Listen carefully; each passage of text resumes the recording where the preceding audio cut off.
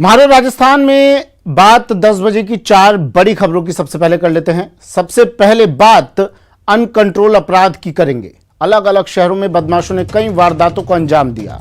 तो वहीं बात बाड़मेर के व्यापारी परिवार की करेंगे जो पिछले 50 घंटे से भी ज्यादा समय से इंसाफ के लिए धरने पर बैठे हैं, लेकिन अब तक कोई कार्रवाई नहीं हुई है। बात कोरोना के बढ़ते संक्रमण दर की भी होगी जो पिछले 10 दिन में 21% तक पहुंच चुकी है।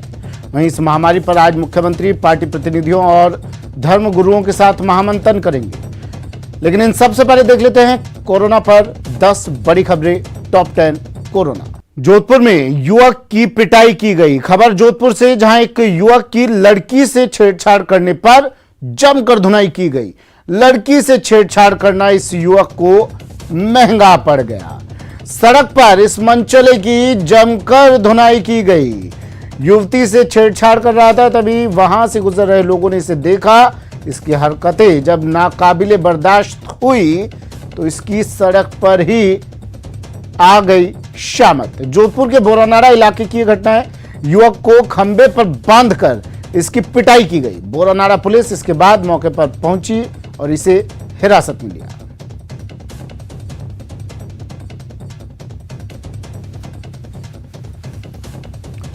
जोधपुर से सहयोगी ललित फोन लाइन पर जुड़ गए हैं। ललित, पूरा मामला क्या? देखिए सुमित, ये सुबह करीब 9 बजे की घटना है जब ये युवक बोरानाड़ा के पास जा निकल रहा था। तब एक युवती खड़ी युवती को उसने छेड़छाड़ की है। तब आसपास के लोगों ने उसको पकड़ा है और उसकी जम की पिटाई की है। फिलहाल करीब 1 घंटे तक उसको खंबे से बांधकर उसकी पिटाई की है। हालांकि आधे घंटे बाद पुलिस पहुंची है, तब तक आसपास के लोगों ने जमकर इसकी धुनाई की है। फिलहाल पुलिस ने इसे 151 के तहत गिरफ्तार कर लिया है। ललित, लेकिन ऐसा क्यों? अक्सर इस तरह की तस्वीरें सामने आती हैं, लोग खुद ही कानून का काम हाथ में ले लेते हैं, फैसला सुना देते हैं, सजा मुकर्रर कर देते हैं। क्यों नहीं इन लोगों ने इस युवक को खंबे से बांधा? ठीक है, पिटाई की इसकी, पुलिस को क्यों नहीं शुरुआत में सूचित किया गया? देखिए निश्चित तौर पर वीडियो में साफ पता चल रहा है कि लोग आराम से वीडियो बना रहे हैं, कुछ लोग इसकी धुनाई कर रहे हैं। तो कानून की अवहेलना तो हुई है, लोगों ने कानून अपने हाथ में लिया है। लेकिन इसमें कहीं ना कहीं पुलिस की भी लापरवाही सामने आई है। सूचना देने के बाद पुलिस भी करीब आधे से पौन घंटे बाद पहुंची है। तब तक कई लोगों ने इसके साथ मारपीट की है। आपने बात की जिम्मेदार अधिकारियों से, पुलिसकर्मियों से कि इतना वक्त कैसे लगा साहब आपको? देखिए एसएचओ से बातचीत हुई थी और उसने साफ कहा कि वो कोविड की पालना के लिए गए हुए थे, सूचना मिली है तो वो पहुंचे हैं। तो पहुंचने में इतना समय लगा है, ये उनकी तरफ से बात कही गई है।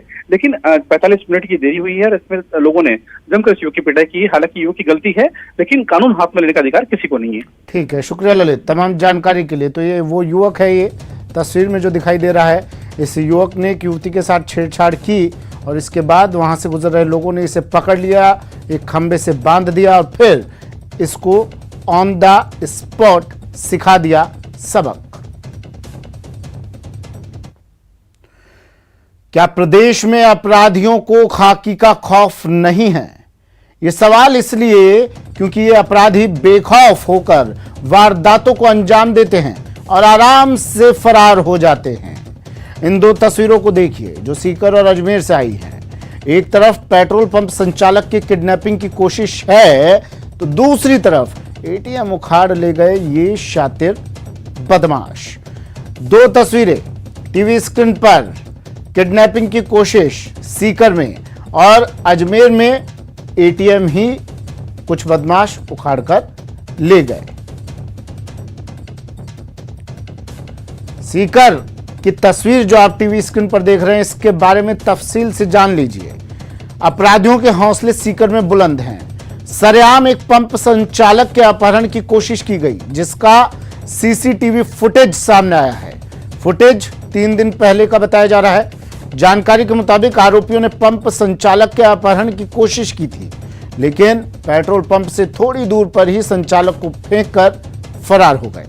वीडियो सामने आने के बाद पुलिस हरकत में आई और आरोपियों की तलाश में जुट गई है।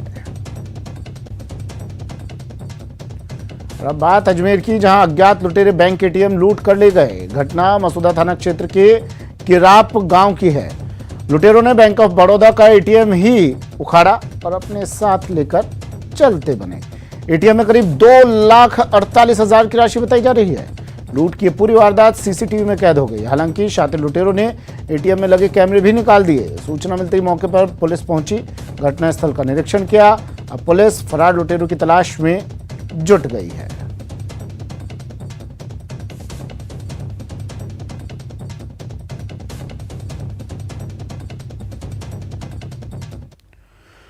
श्रीगंगानगर से खबर है। सड़क हादसा। श्रीगंगानगर में सादुल शहर थाना क्षेत्र में खाट लबाना जा रही एक चलती कार टायर फटने से बेकाबू होकर पेड़ से जा टकराई, जिससे उसमें सवार एक महिला की मौत हो गई और आधा दर्जन लोग घायल हो गए।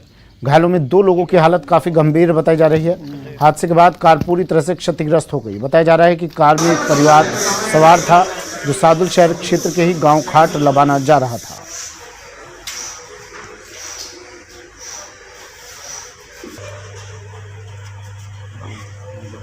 उदयपुर के गोवर्धन विलास थाना क्षेत्र में रफ्तार का कहर देखने को मिला। यहां देर रात एक ट्रक ने 2 बाइकों को टक्कर मार दी। हादसे में दोनों बाइक सवारों की मौके पर ही मौत हो गई, जबकि हादसे को देख रहे एक युवक को एक दूसरी गाड़ी ने टक्कर मार दी, जिसमें युवक गंभीर रूप से घायल हो गया। घटना की सूचना मिलने पर पुलिस टीम वहां पहुंची और यातायात बहाल करवाकर शवों को अस्पताल की मोर्चरी में रखवाया गया।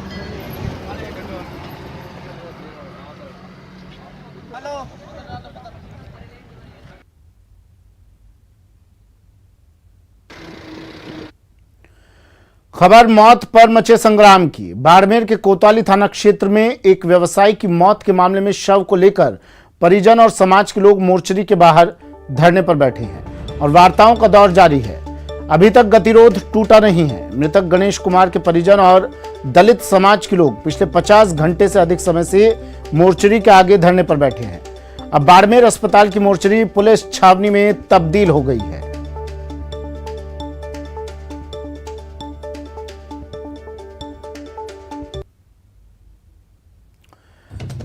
बाड़मेर से खबर। कारोबारी की मौत पर बवाल लगातार और सवाल पूछा जा रहा है कि इंसाफ कब मिलेगा। बड़ी संख्या में लोग डटे हुए हैं अस्पताल की मोर्चरी के बाहर ये लोग धरना दे रहे हैं और मांग इनकी है इंसाफ की।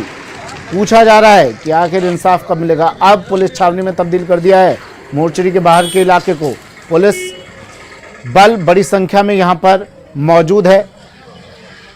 कारोबारी सुसाइड मामला।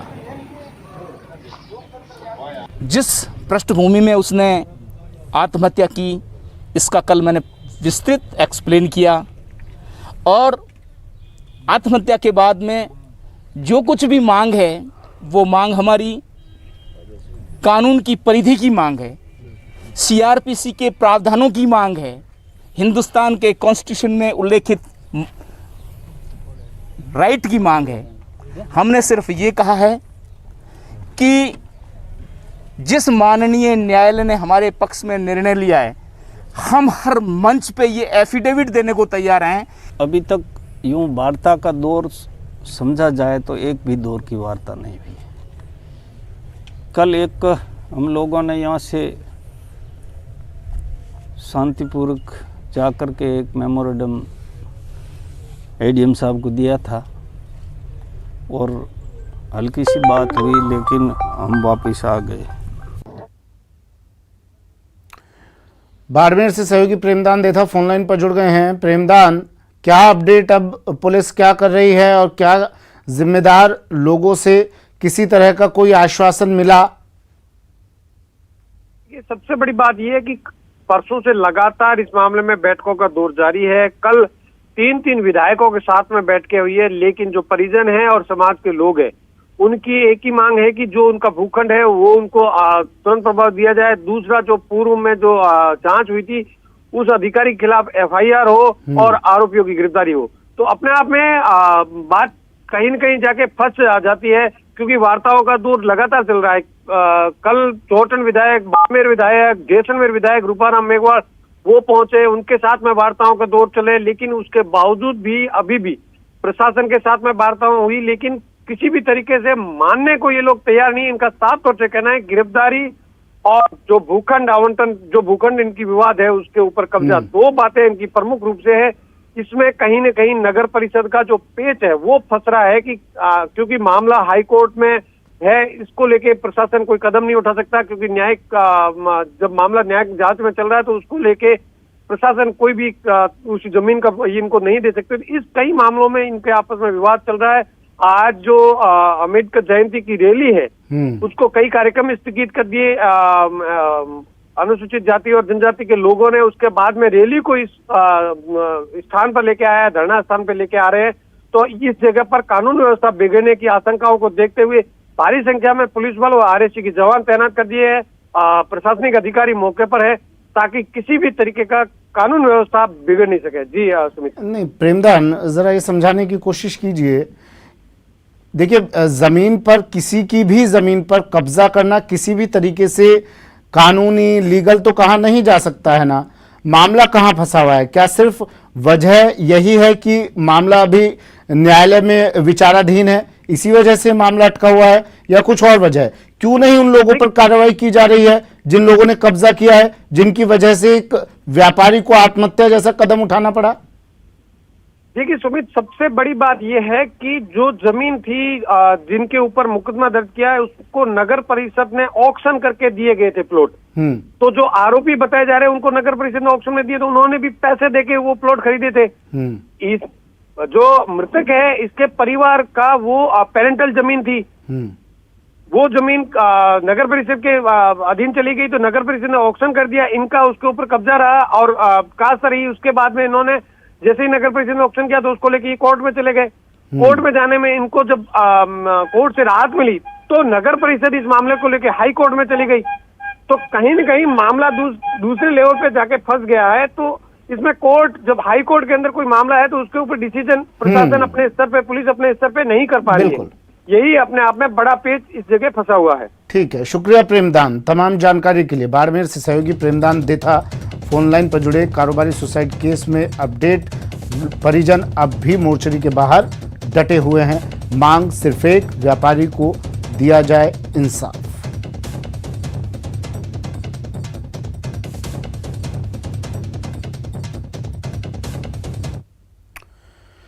गर्मी क्या आई कि जलदाय विभाग के शुद्ध पेयजल के दावों की मानो पोल खुलनी शुरू हो गई। मामला जयपुर जिले के फागी इलाके से सामने आया है। यहां पर जलदाय विभाग की पेयजल सप्लाई वाली टंकी में कई सड़े गले मरे हुए पक्षी निकले हैं।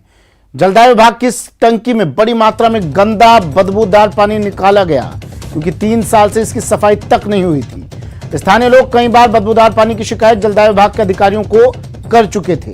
जलदाय विभाग के इंजीनियरों ने मामले में खानापूर्ति करने के लिए पानी की टंकी की सफाई करने वाली मैसर्स धीरज कंस्ट्रक्शन कंपनी को नोटिस थमाए और इतिश्री कर ली।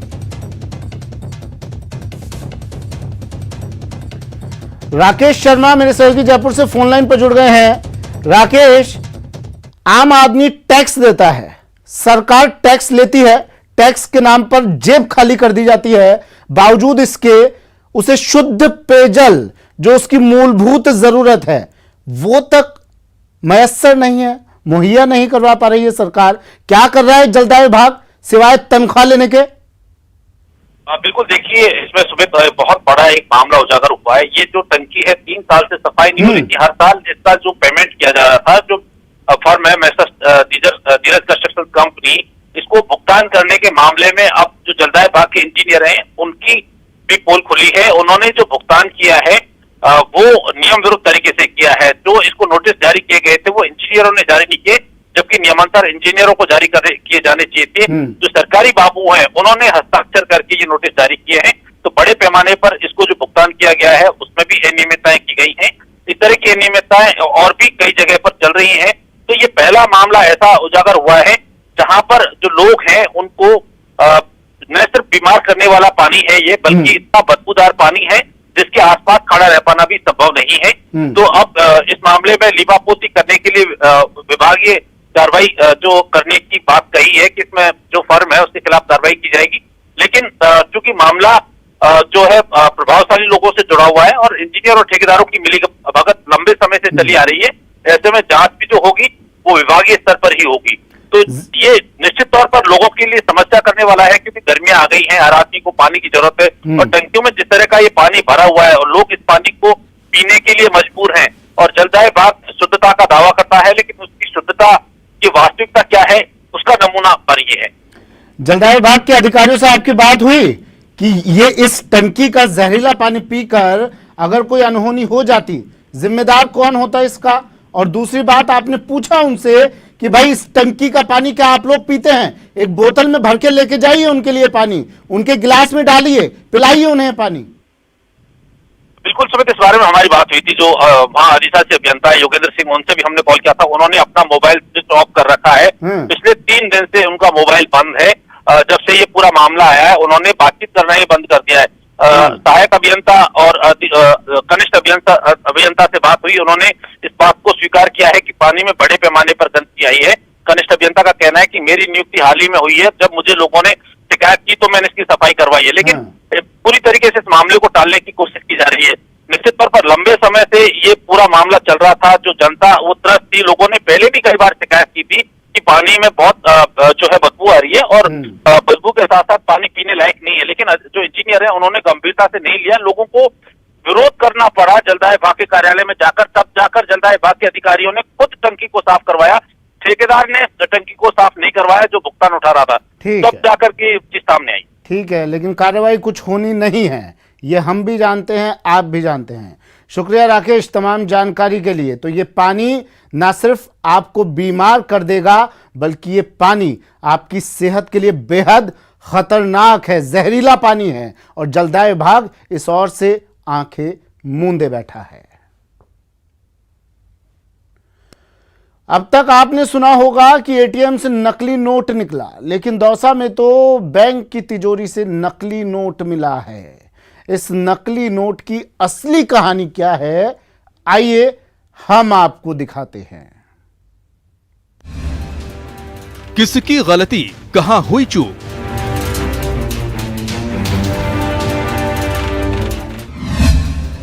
बैंकों की तिजोरी में नकली नोट।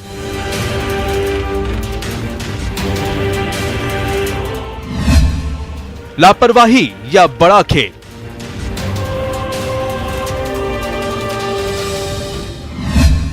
जाली नोट का ये कैसा घालमेल?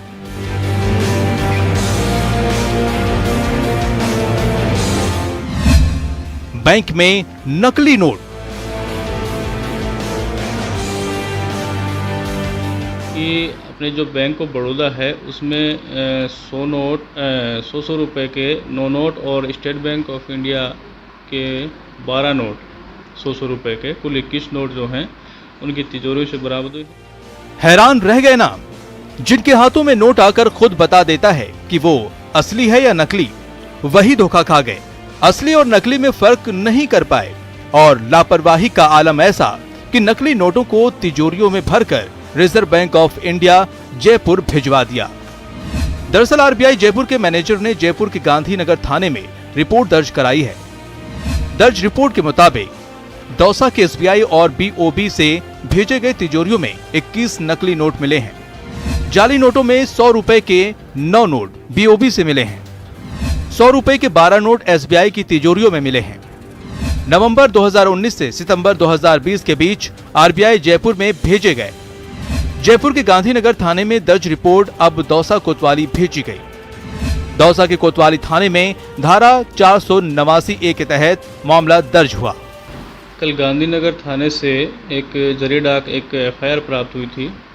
उसमें ये दर्ज है कि अपने जो बैंक ऑफ बड़ौदा है उसमें 100 रुपए के 9 नोट और स्टेट बैंक ऑफ इंडिया के 12 नोट 100 रुपए के कुल 21 नोट जो हैं उनकी तिजोरी से बरामद हुए हैं। यहाँ से वो आरबीआई शाखा जयपुर में जमा हुए थे। आरबीआई प्रबंधक ने गांधीनगर में मुकदमा दर्ज करवाया था और वहाँ के मार्फत जो है हमारे यहाँ प्राप्त हुआ है, जिसमें मुकदमा दर्ज करके अनुसंधान शुरू कर दिया।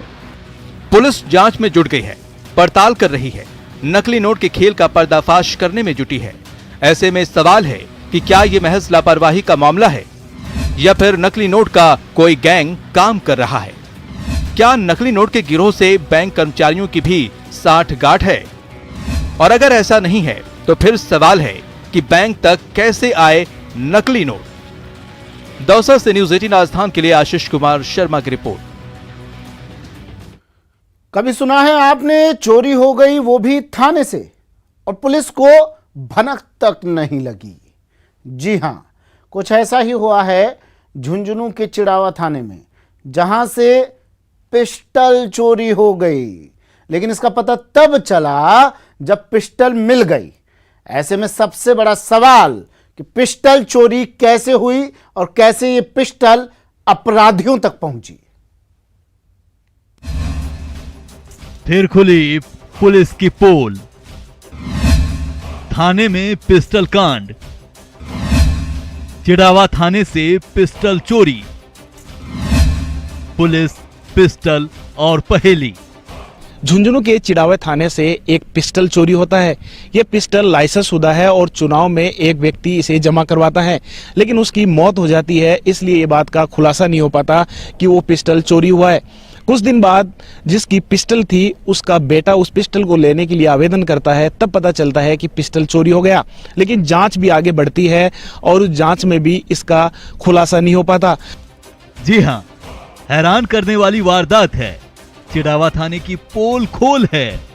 अब बात ही ऐसी है, थाने से पिस्टल चोरी हो गई थी। कब और कैसे पुलिस को पता तक नहीं चला, लेकिन कोरोना के चालान के दौरान एक संदिग्ध पकड़ा गया तो पता चला ये तो वही पिस्टल है जो थाने से चोरी हुई थी। लगभग 2016 के लगभग यहाँ पर कलेक्टर साहब का इसको फिजिकल वेरिफिकेशन के लिए यहाँ लेटर आया, तो यहाँ तलाश किया तो ये हथियार नहीं मिला। तो इसकी जांच जब से ही 2016 से इसकी जांच श्रीमान सीओ साहब चिड़ावा कर रहे हैं, और ये हथियार न मिलने के कारण यहाँ पर मुकदमा 379 में दर्ज है, और जिसमें हमने एक नाबालिग जो यहाँ सफाई करता था उसको हमने निरुद्ध करके और पिस्टल बरामद कर ली। जांच जारी है। दरअसल साल 2013 में चुनाव के दौरान विश्वनाथ सहल ने अपनी लाइसेंसी पिस्टल थाने में जमा करवाया था, लेकिन उसके बाद उनकी मौत हो गई। विश्वनाथ के बेटे प्रदीप सहल ने लाइसेंसी पिस्टल के लिए आवेदन किया। 2016 में तहकीकात हुई तो पता चला पिस्टल तो गायब है। थाने में मामला दर्ज हुआ, खोजबीन हुई, लेकिन हाथ कुछ नहीं लगा। 2013 में मैंने जमा कराई थी। चुनाव में मेरे पिताजी दोनों गए थे जमा कराने के लिए। उस समय मेरे पिताजी 15 में मेरे पिताजी एक्सपायर हो गए, उसके बाद हम लाए नहीं। 16 में मेरे नाम चढ़ाने के लिए मैंने आवेदन किया। उसके बाद में उनमें मालूम किया कि भाई मेरी वो दी जाए, मेरे नाम से चढ़ाई होगी, तो उन्होंने कहा कि भी देंगे, अभी मिली नहीं है। तो अब वो मिल गई है, तो अब मेरे को वो वापस दिलाई जाए। लेकिन 2 दिन पहले एक अवैध पिस्टल बरामद होती है, तब थाने में हड़कंप मचता है कि जो थाने से चोरी हुआ था वो पिस्टल यही है। इसके बाद जांच होती है और आरोपियों तक पहुंचा जाता है। 2 लोगों को हिरासत में लिया गया है और इसका खुलासा हो जाएगा कि ये पिस्टल कैसे चोरी हुआ था। कैमरा पर्सन मोहसिन के साथ इम्तियाज भाटी, न्यूज़ 18 झुंझुनू। वक्त एक ब्रेक का है। ब्रेक के बाद रण में महारथियों का दंगल।